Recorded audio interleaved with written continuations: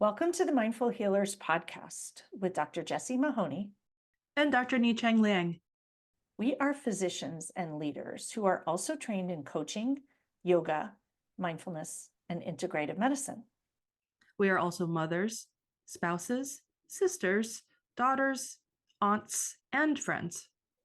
In this podcast, we share candid, heart-centered, loving, science-based, thoughtful, and often fun conversations about the challenges life throws at us. With our collective experience of over 30 years in physician and personal wellness, we reflect and offer pearls of wisdom for navigating life's challenges with more ease. From parenting, marriages, money scarcity, cancer survivorship, uncertainty, challenges in practicing medicine, we cover it all. We invite you to refresh your perspective and empower yourself with mindset, mindfulness, and other well-being tools that actually work. A quick reminder that nothing in our podcast is medical advice. Welcome to today's episode on mindful reparenting. Are there circumstances from your childhood that were out of your control and that may have harmed you and or influenced you as an adult? During times of stress or discomfort, old maladaptive habits might take hold, some of which might have originated in childhood. We hope that this episode helps to shed light on reparenting, what it is, how it can be utilized to help you meet your own needs that went unmet in childhood, such that you can create new patterns that are healthier, leading possibly to healing. For the purpose of this podcast, which, as a reminder, again, is not medical or psychoanalytical advice, please seek guidance from your own healthcare team regarding whether or not reparenting is something that might be helpful for you. The inspiration for this episode is the phase where I find myself in these days.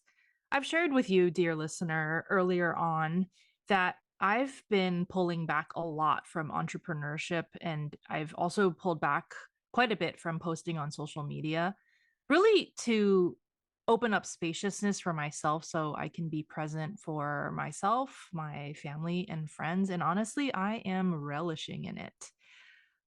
So, Jessie, you first noticed it kind of recently. So my question for you is, what made you notice this phase that I was in? So I think it was actually about a year ago, because it was right after our last retreat together that I made this comment. And there are multiple things about you that are a bit different. And one is just the boundaries of what you want to do and really grounding into what's important to you and what works for you.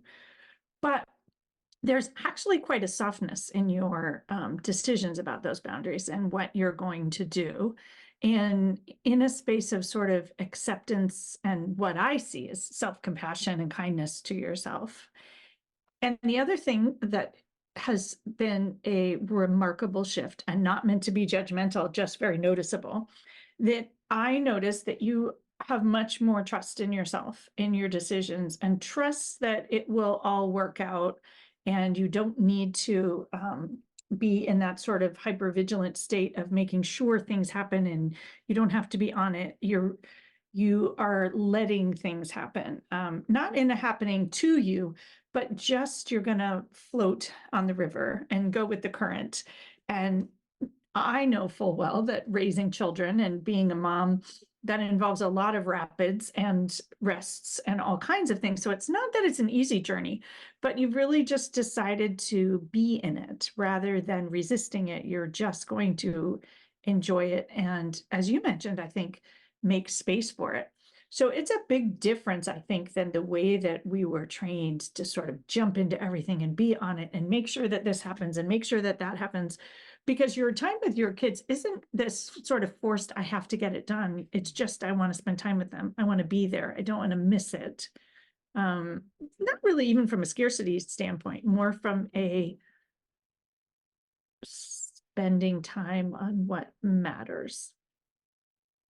Thank you for that lovely reflection. And I'm pretty sure it's been a long time coming. And it didn't happen by chance, I will say. I have been in therapy with my therapist who's well versed in a couple of different modalities in the therapy realm. And I'll actually cover a little bit of background regarding reparenting, some of the history behind it, which I find to be fascinating in terms of different constructs of how we can view our past and how we can utilize our past to heal ourselves and also help to inform the here and now and also potentially the future, knowing full well that we are not in control of many aspects of the future, especially when it comes to our kids. So, thank you so much for that thoughtful reflection. I'm going to delve a little bit into what has been going on in my family and also a little bit more about my childhood. And basically, my kids are now new ninth grade and first graders. And I am acknowledging the fact that between those time points was really when I lacked the emotional support from my parents during that span of time, incidentally. And so, as a child of immigrants, my parents sacrificed a lot to be here in the United States as now citizens. They sacrificed their home, basically, what they knew in Taiwan with their well paying, steady jobs, their home, the support of extended family and friends, in lieu of basically uncertainty, but also really bright hope and possibility for futures that carried more opportunity for my brother and me here in the United States than in Taiwan. But in the beginning, the cost was very significant. A lot of it was a sense of financial instability. And so I lived with a lot of financial scarcity growing up. The hard work that my parents put into making a living so that my brother and I could have a home and educations is not lost on me at all. And I'm so grateful for that. And I completely acknowledge the fact that they were definitely doing the best that they could. And that had they not worked so hard back then and sacrificed what they did, my brother and I wouldn't be here today in our current occupations and with having loving, supportive family members that are relatively close by. But often, unfortunately, with sacrifices, there often is a cost. And the reality of my lived experience in my childhood was that I took on a caregiving role much earlier than I had hoped to for myself and also my brother.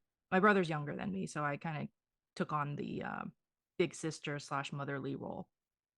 And we were definitely like the definition of latchkey kids. We walked ourselves to the bus stop. We took the bus. We came home on the bus by ourselves. And often the house was either empty or very quiet because my mother worked the night shift. And so we had to be mindful to stay quiet during the daytime after school so that she could sleep before her next shift. So we were oftentimes just responsible for preparing our own food. In my case, I was preparing food for not just me, but also my little brother, and also getting our homework done. And on top of that, when I was in high school later on, trying to figure out my own rides to and from different extracurricular activities like volleyball. So that's kind of where my background is and where I'm at with my kids. And I wanted to reflect that this being the carer is a really common role in people who go into healthcare. And I was the younger sister, but I was also the carer when my parents were not around. So part of it is who we are. And that I think that many of our listeners will relate to having taken on that responsibility. The other thing I wanted to reflect on was your comment that your parents were doing the best that they can. And I find that to be really helpful for most humans to recognize that parents do the best that they can. They don't do a perfect job. And interestingly, and we're going to talk about this in the next episode, but I'm navigating the empty nest, and you immediately notice all the things you wish you'd done differently. You could have done differently. I should have spent more time. And also recognizing that in the moment, I made the best decision I could. And were they all perfect? Probably not. But this idea that even if your parents weren't the best parents, they probably still were doing the best that they can. And that in parenting, as a pediatrician, I often say this, there's no parenting school. We send these babies home with parents who don't have any clue what they're doing. And so having that compassion for everyone involved, that it's a challenging journey. And I actually have no idea what you're going to say about reparenting next, but it strikes me that the fact that we have to reparent, we probably all have to reparent in some degree because we have our own stories of what happened. And that it's just really helpful to acknowledge that things happen all along the way, and it's our job to take care of ourselves and to figure out what we need. And I often say in coaching, we stay away from the past, but this intention of giving yourself things that you wished you had, you're not having to delve into the trauma of it, but that is really my understanding of sort of what reparenting helps you do for yourself. Speaking about trauma, to be very forthright, is that I'm not a trauma informed practitioner by any means, but I am trauma sensitive. And I am coming to terms with the fact that there was a certain amount of trauma in the emotional neglect that did happen. And I am actively working through that with the reparenting aspect with my therapist. So, like, just reminding everyone who has had some aspect of trauma in their childhood that getting help helps. Like, you definitely don't have to navigate reparenting. And if trauma arises, you definitely don't have to navigate that alone. And So I just want to reflect on one thing before I move on from the trauma, which is that my thought is that every child has some amount of trauma in their childhood. And I see a lot of parents actually wanting to be perfectionist and make sure that nothing traumatic happens to children.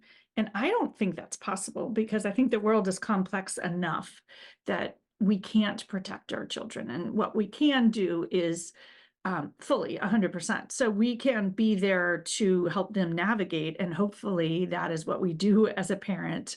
And sometimes we might even be the cause of the trauma. I'm just going to own that at the very other end of this, unintentionally, or I assume that most parents are not intentionally traumatizing their children. But to recognize that that is probably actually that's something every single human has had in their life. And it's interesting because I wouldn't, until we started having this conversation and I sort of took a look at your notes, I was like, wow, I probably need some reparenting too. And it was not something that I have delved into to this point. And so I do think that some people have tackled it and taken it on, and others may at different points in their life. But just to recognize that having trauma is part of the human experience, as much as I wish it were not. thank you for that. I'm going to bring it back to what's going on with my kids now and what you had spoken to. Like, a couple years ago, I was definitely much more anxious about outcomes and like the control that I had as a parent to exert on outcomes, especially when it came to sports, especially with my eldest in volleyball. But the last 2 years or so, I've really been letting go and letting Blue drive. Blue is my eldest. Blue drive their own ship in terms of plans and interests. And I simply just love and support unconditionally. And for me, and what has been noticed is presence and providing opportunity and opining only when asked. So I've had to bite my tongue a lot. I've had to be very mindful with opining and or directing, and really letting Blue, using that term that we've mentioned before, failing forward. And it's hard, but it ultimately has really changed our relationship. My therapist reminds me that we are not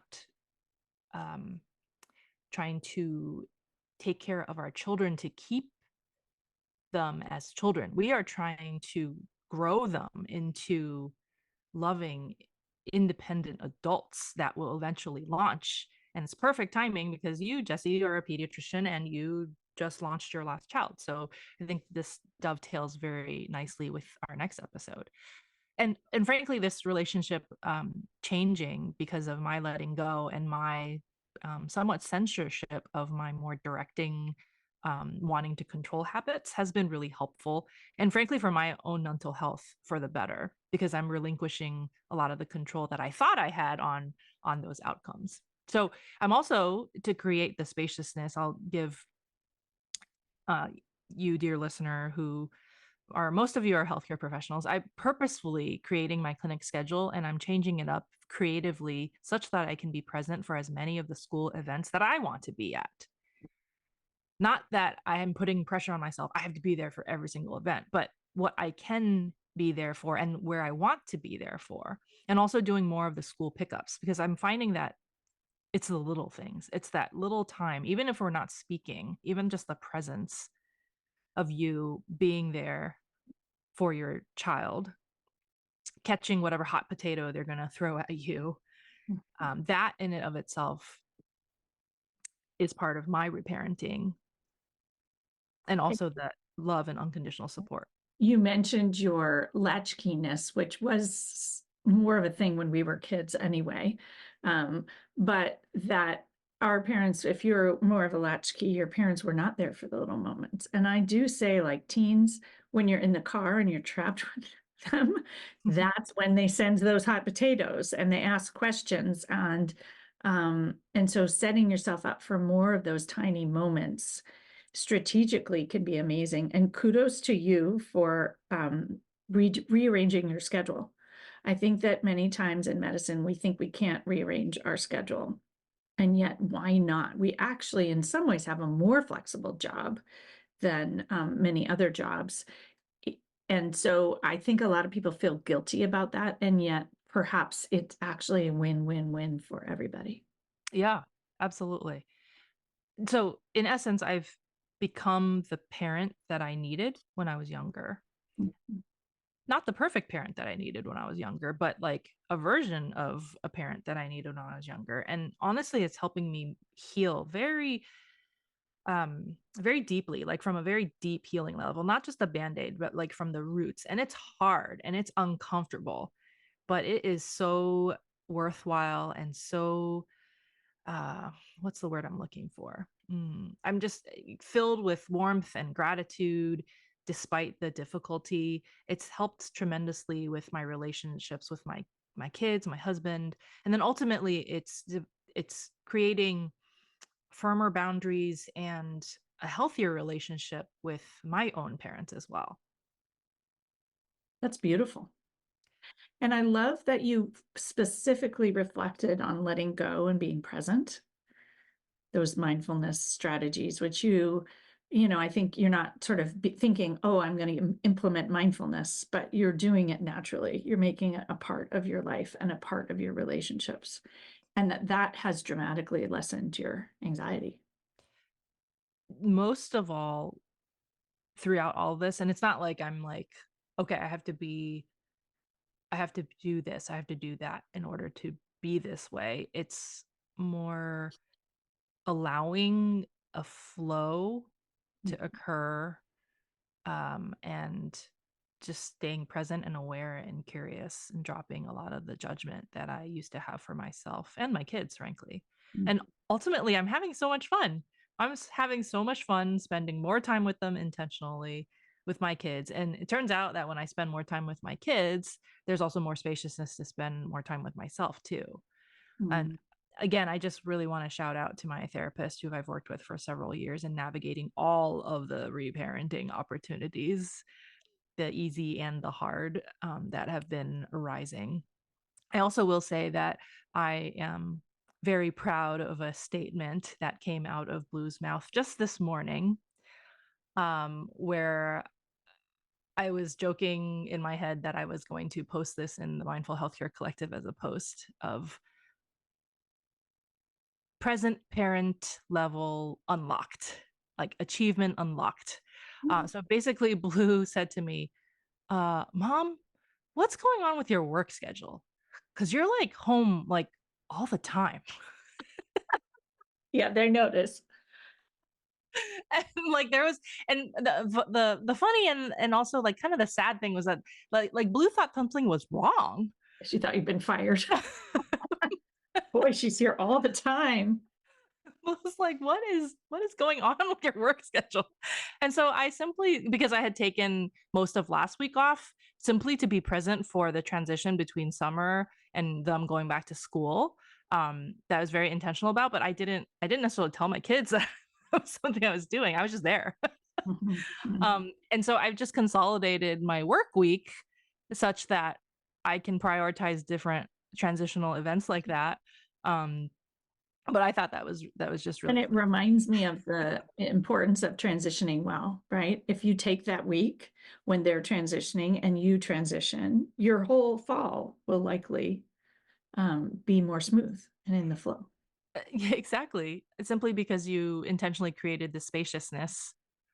It's hard to create spaciousness when you have like 20 some odd clinic patients scheduled. So you can try to plan ahead in advance. Look ahead at the school calendar and see where there might be moments of transition, not just around holidays, but also around um, potentially like back to school nights or student led presentations, with SLPs, which is what our school system calls them, which used to be like the teacher parent meeting, but because our school is progressive, it's very much student driven.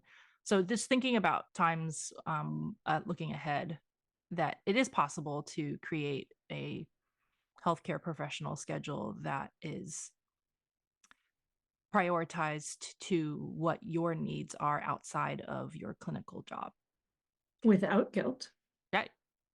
And I want to point out something that is so very clear to me in what you're saying, which is you have an approach to this, which is not coming from a scarcity mindset, like I have to be there or I don't have enough time.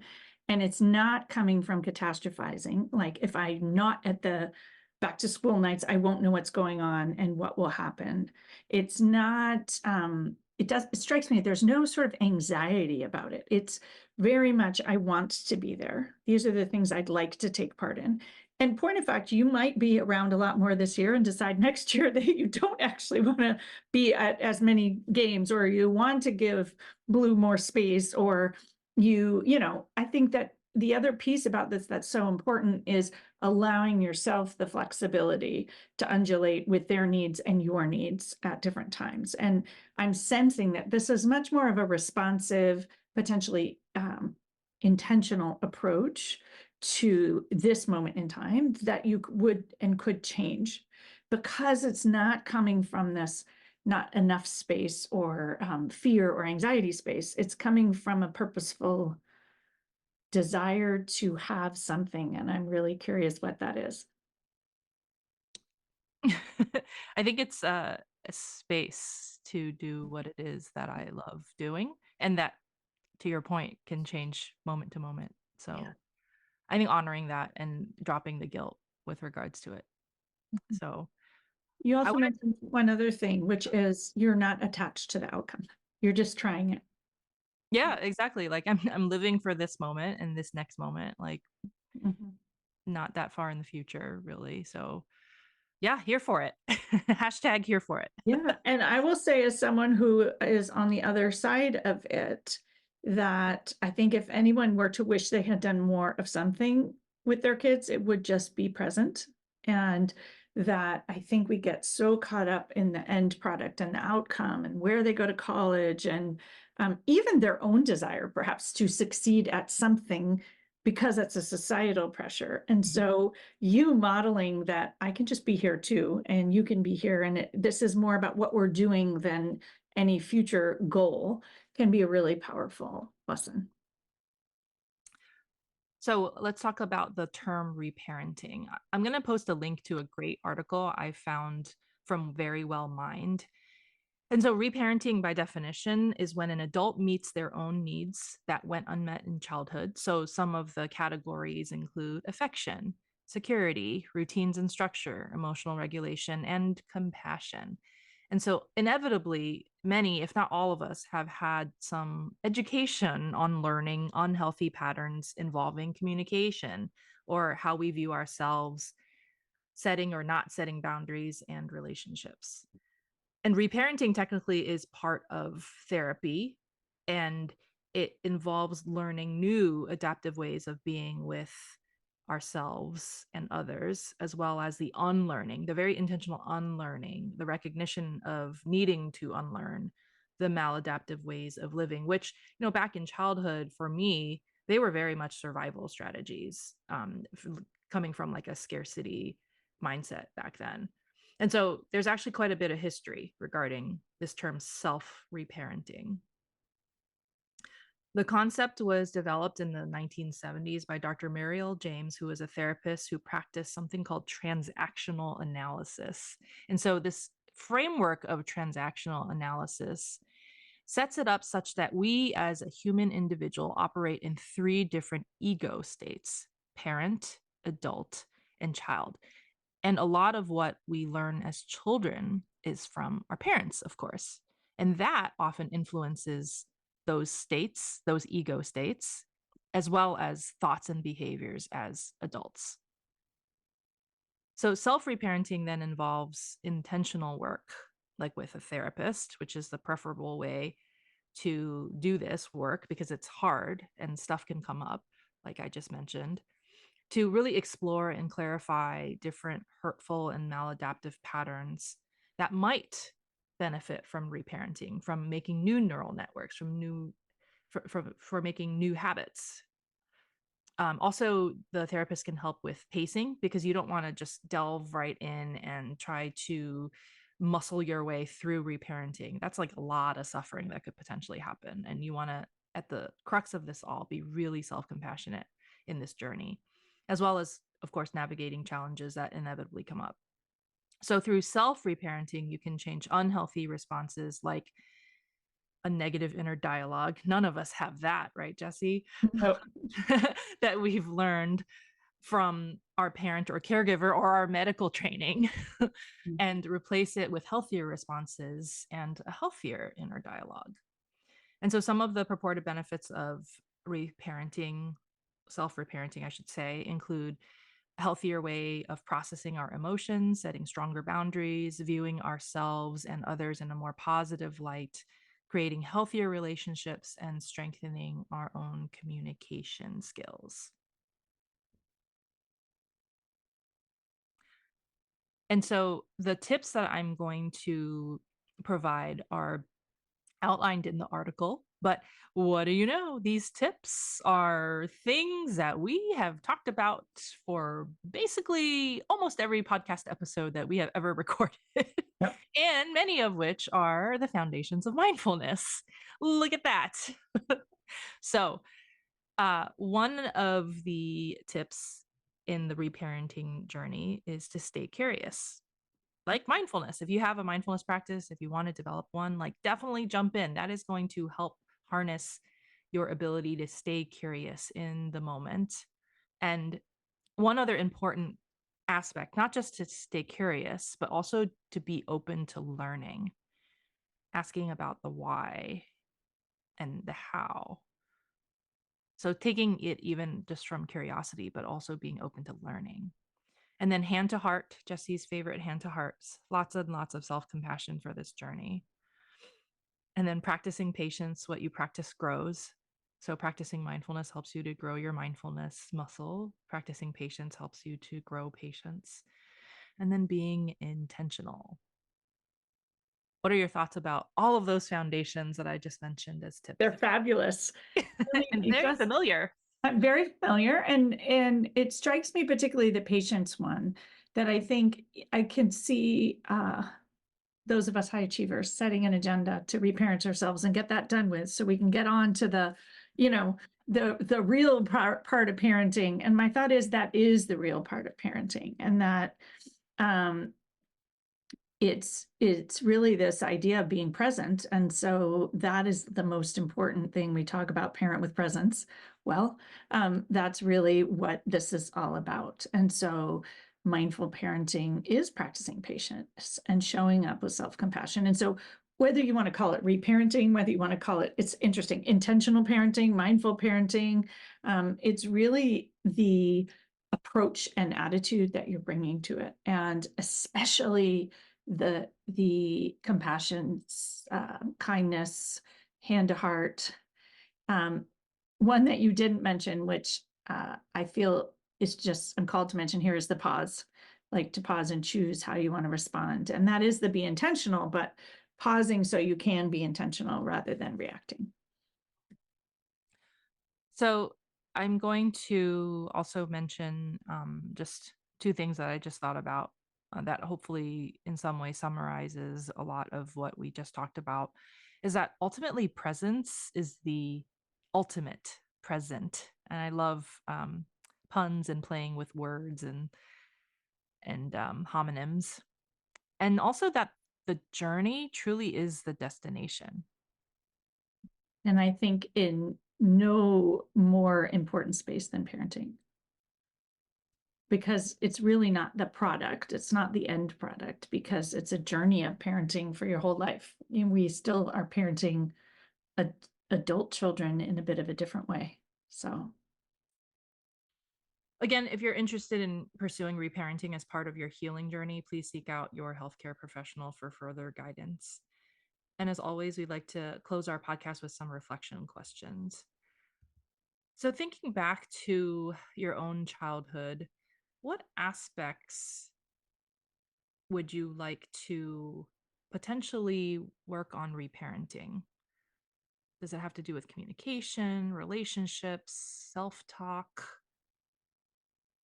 What aspects might you benefit from perhaps reparenting? and what would your intention for parenting be, for your own parenting? How do you want to approach it? What attitudes of mindfulness would you like to bring to it? And as someone on the other side, asking your future self how you would have wished you had shown up could be a little bit of a guidance, so that when you get to the other side, you look back and say, yeah, I feel pretty good about how I handled it. I did a pretty good job, which is all any of us can ask for. A reminder that getting help helps. And a nod to this Parent with Presence series that we have, and this will be another episode in that series. But for those of you who are parents and want to really look at mindful parenting of young children and teens and young adults, we have many, many episodes in the Mindful Healers podcast devoted to parenting. So check them out. And we would very much appreciate if you left us stars and reviews. And most of all, share this podcast with others who you think would benefit.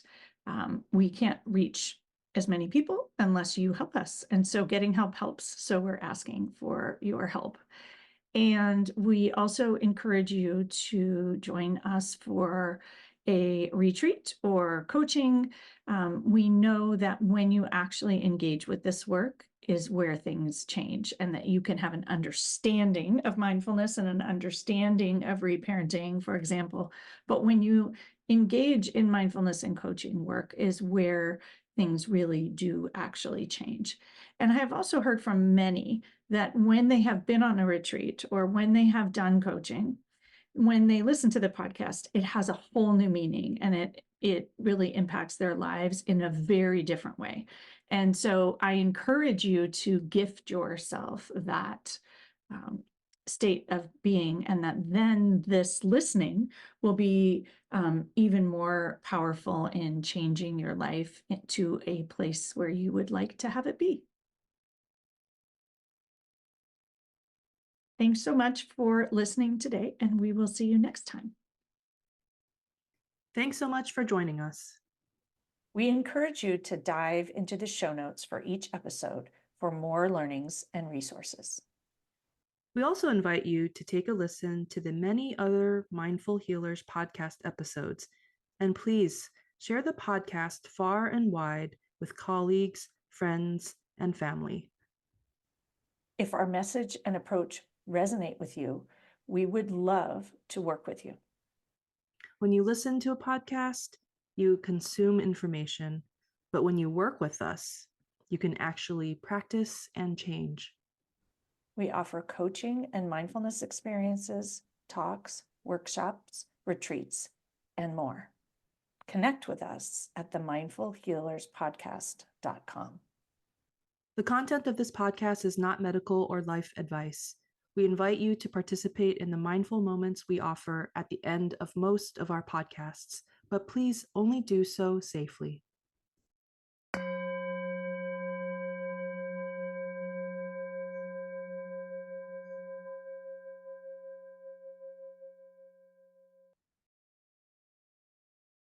Welcome to this mindful moment offering, inviting you to sit in a position of comfort and close your eyes or lower your gaze a few inches in front of you if it's safe for you to do so. Noticing the support of the ground beneath your feet, the support of whatever you're sitting on, remembering that that support is unconditional. You simply have to notice. Inviting you now to clench your fists, both of your fists, noticing this sense of the tension of the fingers against the palm. And thinking about something from your childhood that has shaped you into perhaps having some sort of maladaptive coping mechanism, whether it is how you encounter stress or how there could be certain reactions, defense mechanisms learned from childhood. It could be a particular memory or just a noticeable habit from before. Envisioning that habit or circumstance being clenched within your fists as something that you have inadvertently held on to all these years, not by any fault of your own, but simply because that's part of your past and it might have become ingrained into your behavior.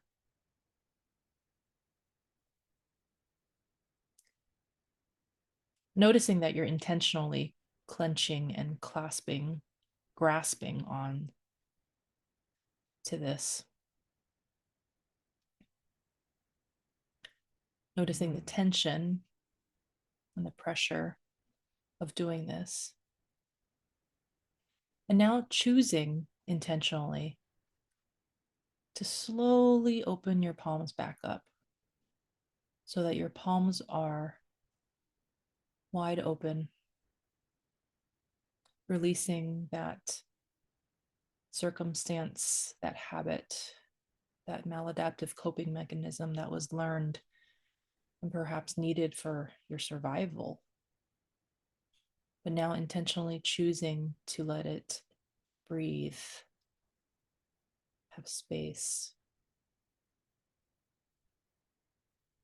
Envisioning that you can look at it, you can observe it, you can get curious about it. Can shed some light by simply opening up your palms and bringing literal space to choose what you do next.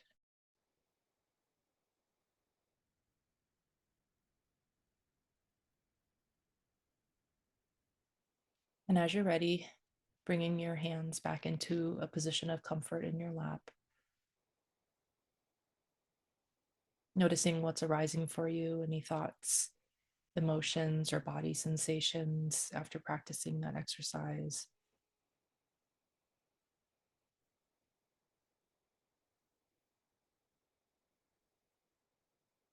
Knowing that help is always available for you to process through some of these aspects of reparenting, giving yourself permission to have agency